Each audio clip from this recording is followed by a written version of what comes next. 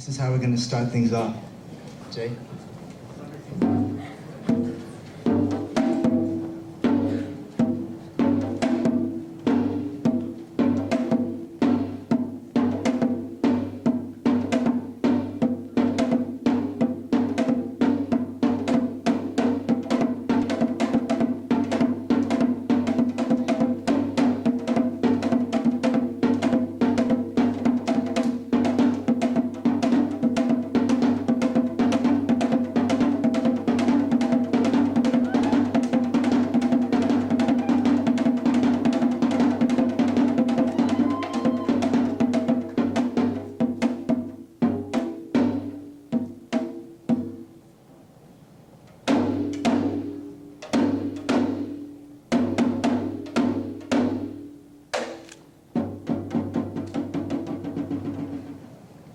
There's a word, Han, that squirms trapped behind the vacuum glass of old photographs.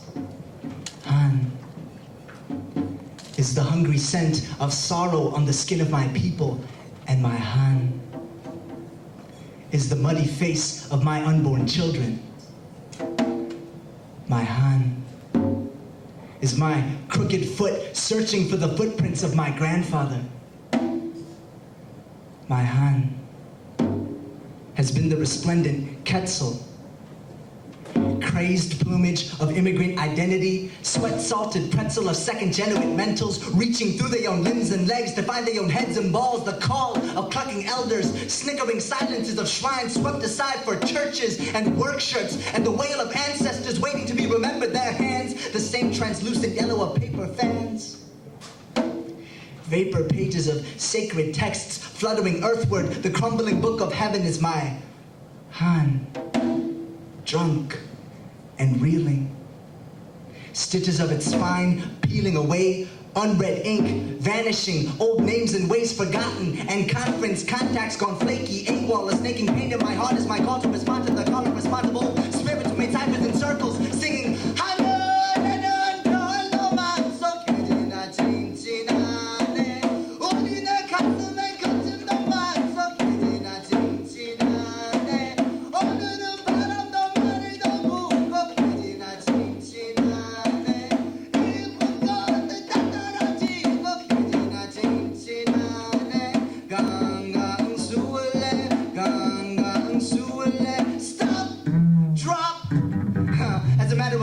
Just stop, I could give a fuck about DMX instead. Let my tongue flex, let me express my bop to the bibim boy, get a face full of tim boy. If you don't step off my mic with that, assimilate and distort. Kim becomes Kim and Che becomes Joy, and I become the boring or Renee citizens employ. I check how the DMZ becomes the bar line that traces the military parameters of my CITIZEN ship. This shit is connected. Not conspiracy, but push and pull theories. Word to my man Third, science. Why we here? We were pushed by conditions, economic and political. Now pulled by the glitter of mirages, gold mountain. I'll bet if I wait for a culture to embrace me, y'all, I'll be left peeling my skin back from the madness of my heart. AZM, Koreans, I long to call brother and sister and, but would-be friends sent to offend with bullshit in their hand. Cannot hold my brother up if his manhood must be defended. Cannot see my sister's face if cloudy noon can't be transcended. So to mend it, I wipe her eye of surgeries and burglaries by shadow and foundation. Groundation can't be drawn on, and on your skin I see my hand dancing. And a would-be friend reflected, lose the wood and gain the bee. I speak my piece for hope to weave a culture from confusion, paint my freedom with the bruises on my heart. I start by speaking peace, peace, peace, peace, peace to ancestors who return to the essence. Peace to my moms, I'm reconsidering her lessons. Peace to my wisdom on myself when in her presence. Peace to future seeds, for you I'm hitting conferences, having therapeutic sessions, learning how to spell my name and multiply my many blessings. Cutting out the ruined pot, getting school to make salat by my sister Anida so I can speak to Jah, Allah, christen myself Halim, and stop walking on the rim of my own violence as I enlist the angels on my ones and twos, diffuse the bomb inside my shoes and chest. I speak my peace.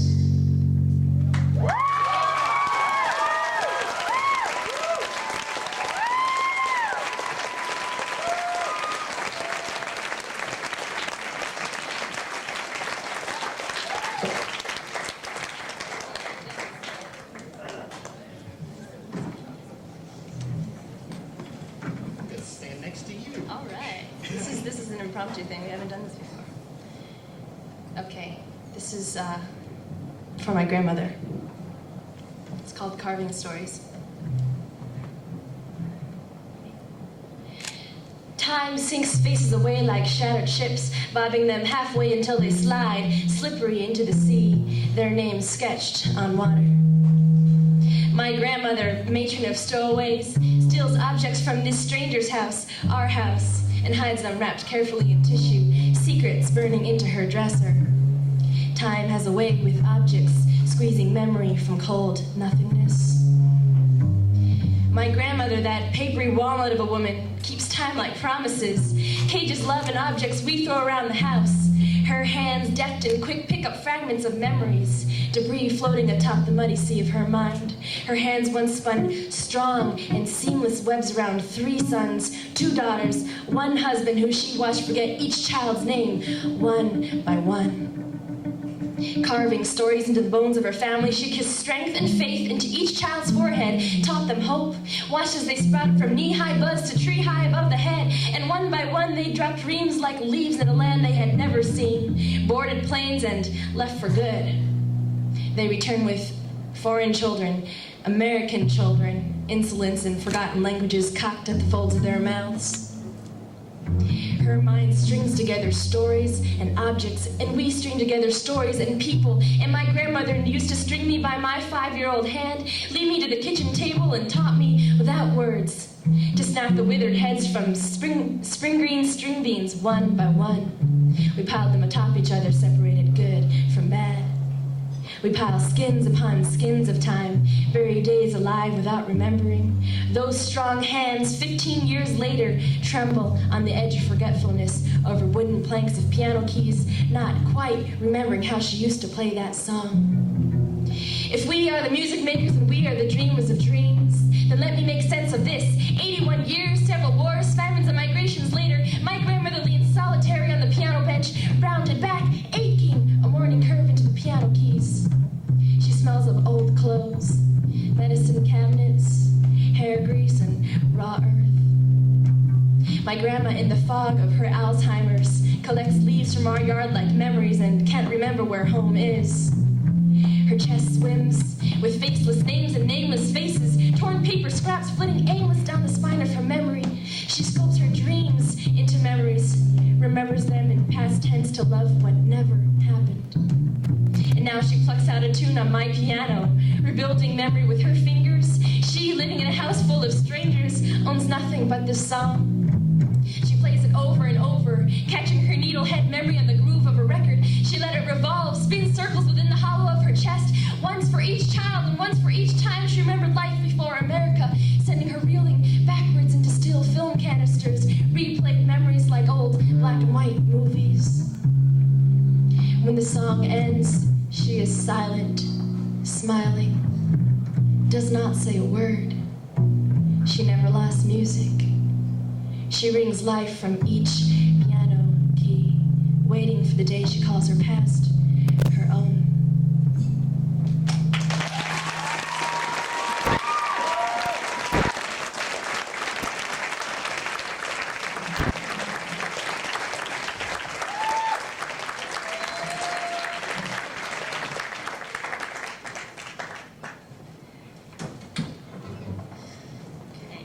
Get this next one, I get this question a lot.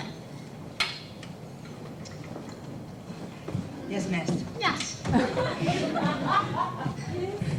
Skip then. Skip. Why are you so angry, huh? You're so angry. When you get angry, I get angry. I don't like feeling angry. Just please calm down. You're making me very nervous. Why are you so militant? Very My nervous. God, why are you always so angry? This is your home, you know. Arlen!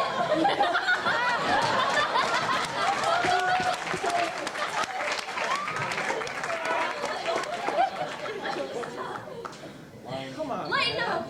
We're having so much fun now. Why the fuck do you have to be angry? Why are you so angry? Lighten have up! some Lighten up! kicking Slow face. down, militant! Why are you so angry? Lighten up! Why are you so angry? Lighten up! Lighten up! Have a date with somebody. Excuse me, America. I'm confused. You tell me to lighten up, but what you really mean is whiten up. You wish to wash me out, melt me in your cauldron. Excuse me if I tip your melting pot, spill the shades onto your street. I don't want to lose my color. You wonder why I get so angry and don't trust me when I claim it's your fault. Excuse me, America. You pushed for my paper permanency, shipped us as cargo for suburban missionaries, refugees aboard, handle with care. Please provide help for the godless children seeking refuge from a land fighting for your creed. A country in distress armed by your Congress, rampaged and pillaged, and suddenly my skin stretches on silver screens, the killing fields for your Hollywood hype. Excuse me, America, I have tried to make this my home, but you never wanted me here. 9 digits to divvy up my newfound freedom, a hyphenated identity, misconstructed name, a divided soul, Asian, American, a hybrid woman, / dashed cat and lowercased in labels, contaminated by diction, pricked by vultures of bastard tongues. You mispronounce my pain, the sting heard on roll call days, daily friction, names slip off teachers' tongues, sounding like slaughtered soldiers caught in battalion battlefields. Excuse me for getting so angry, but you can't even say my fucking name. Still you shuffle my anger aside, want me to bite my lips and watch my words, yet you cut me with your thoughts. Your stories frame me in fiction, recreated for ideal themes, squeezed my mind for the minor myth that molds me into your major model, gave me seductive sex appeal to steal your virgin soldiers, and drew me dragon claws to kill your unlucky sons. Excuse me if I get too angry, you spread lies meant to spread my legs. Excuse me if I've learned to master your language, sharpen my tongue, own my own words, and call my pain anger.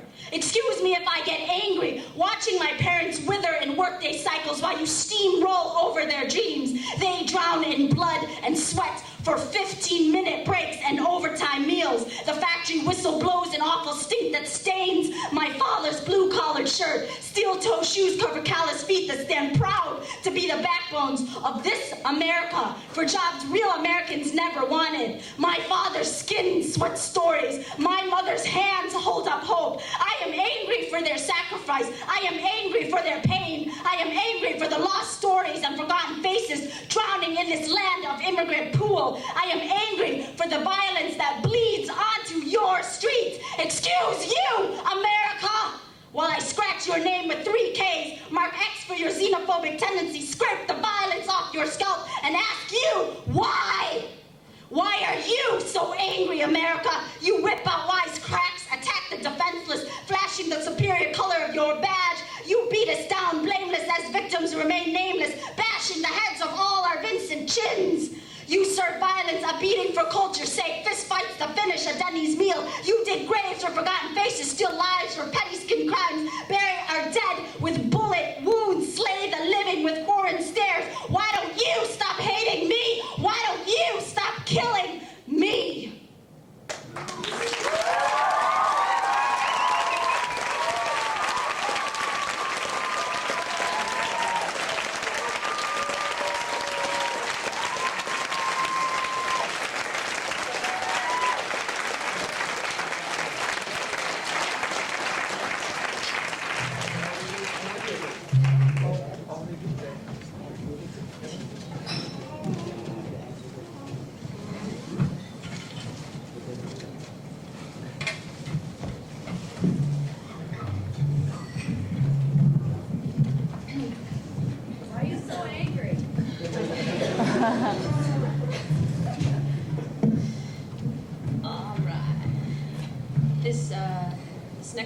between me and Anita was written for our mothers.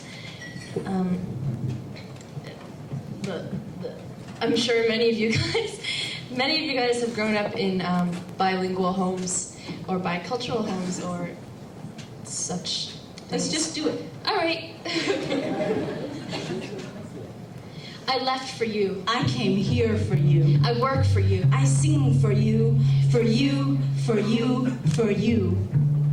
My mother sang songs that still echo in my head. Niwawa, niwawa, niwawa. Silent sleep, soft hands, soothing stories of who I am and who I was to become. I dream for you. Youth, fresh sprouts shooting up from beneath the hard-pressed soil. My bloom was the moon in the sky, rising high, perpetual glow, orbiting against the eclipse. I speak this language for you. I tell stories for you. My mother used to tell me stories of how it was, how it all began for us. Piggyback rides in small strides, through jungle leaves and killing fields. Her stories stitch in my head for lost memories. And so my mother reminds me of our story, left behind in a land I will never call my home.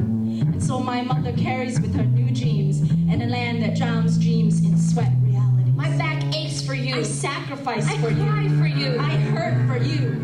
For you. I was quick to jump. I shot up before my buds were bloomed. I was hungry to leave the soil that had given me roots to grow. Don't call me by my Chinese name. I said, I am battered by my native story that haunts me in shadow characters that have become lines and lines and lines blurred in a Sunday school stick raised high above my hand. Don't call me by my Muslim name. I said, I know no native tongue, yet you force me to learn another. Alif bata, alif bata. Daily recitations of Arabic scripture that fill a hollow child. It is the dual yet lost face of appropriation, and now I have lost my mouth.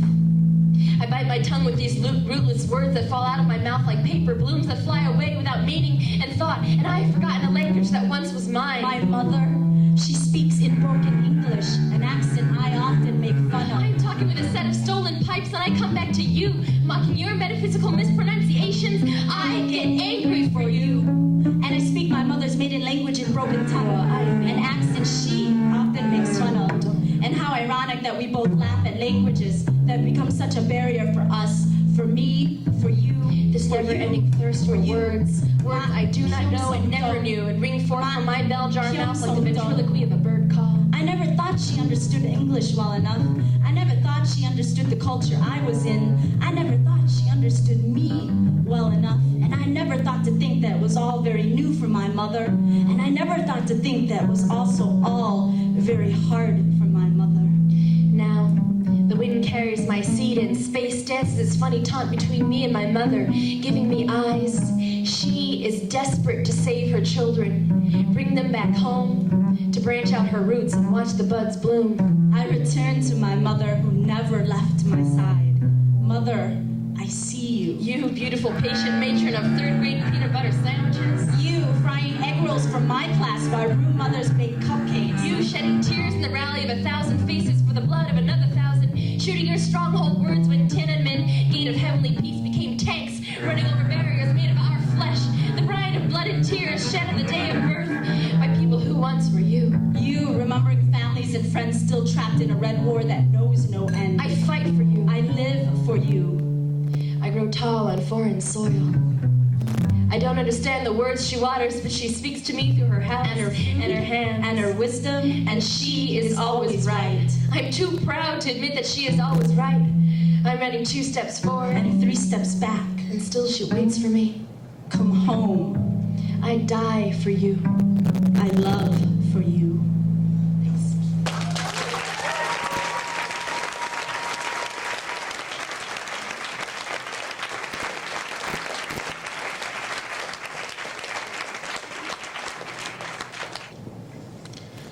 I slip skins on the thought of what is to be.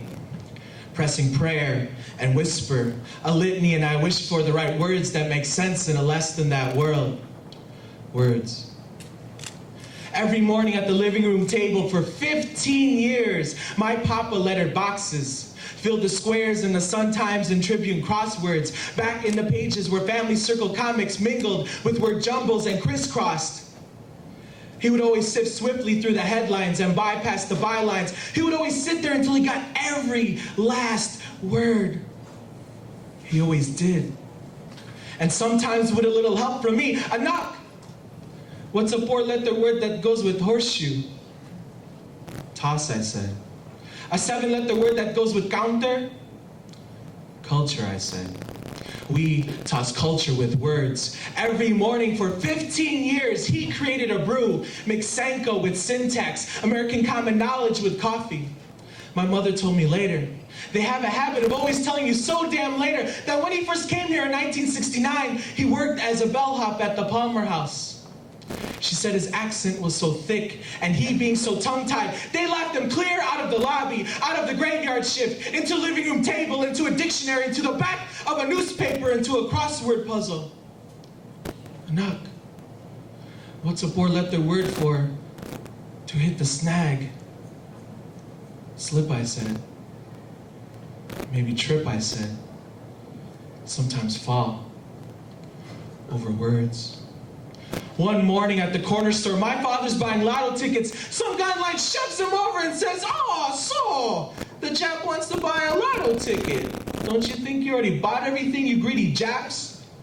His more refined, acculturated sidekick of his ads, "He's not a Jap, stupid, look at him. He must be a Rican chink mud or something." So what of it, spit? What the fuck you need to buy a lotto ticket for? Ain't you got it all? Our jobs? Our country? And I wanted my papa to bust out collie sticks, slice them clear into Bridgeport, pull out every last four-letter word in the book to accent his revenge, tell him our family history, pull a gun, a sarcastic one-liner, throw a punch, a yop, the visa papers, the 5 years of pictures he sent mama while he petitioned for us, our home, his union card, my good English, poetic license, something, anything to prove. A single word? Nothing. He grabbed his tickets, said nothing. Walked back to the house, said nothing. Opened his newspaper, picked a ballpoint pen out of his pocket, said nothing. Except a sigh, and then a tear. On crumpling newspaper, then his fist to the table. He cried for everything that day. Every failure, every mispronounced syllable. For me, without words.